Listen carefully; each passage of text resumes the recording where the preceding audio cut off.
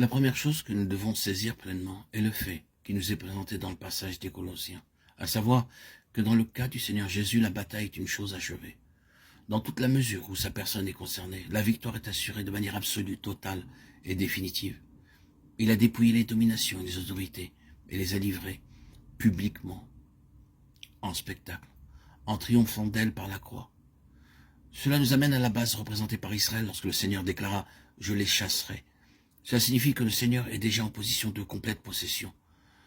Dans toute la mesure où il est concerné, la victoire est assurée. Maintenant, partant de ce point acquis, et à cet autre côté de la réalisation progressive de cette victoire par le peuple de Dieu, nous avons la victoire de manière absolue en lui, mais nous devons y entrer nous-mêmes de manière progressive. Il s'agit de l'aspect progressif de ce conflit, et le grand besoin en relation avec cet aspect est ce qui va nous préoccuper maintenant pour quelque temps.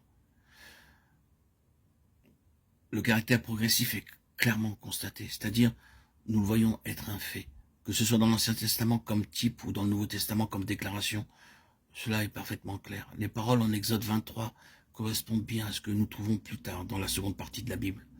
Je ne les chasserai pas en une seule année, loin de ta face. Je les chasserai peu à peu. Versets 29 et 30. Exode chapitre 23. Nous pouvons citer Éphésiens 6 comme un chapitre du Nouveau Testament qui indique cette nature progressive du conflit. Nous n'avons pas à lutter contre la chair et le sang, mais contre les dominations, contre les autorités. Bien que le Seigneur Jésus les ait lui-même dépouillées, qu'il a triomphé d'elles, les ayant exposées comme étant complètement défaites, nous sommes encore en conflit avec elles. Nous ne sommes pas représentés comme étant assis et la bataille est terminée.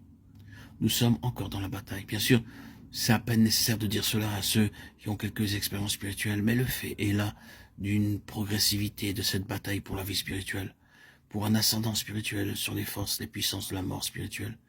Il n'est pas nécessaire de rester plus longtemps sur ce fait. Étant donné que le Seigneur lui-même a remporté une victoire absolue, que dans toute la mesure où il est concerné, il n'y a plus rien d'autre à faire. Tous les ennemis ont été rencontrés et vaincus dans sa croix. Alors pourquoi ne pourrait-il pas simplement nous remettre cette victoire dans son état complet? Ainsi, nous continuerions tranquillement dans la vie sans plus aucun conflit spirituel.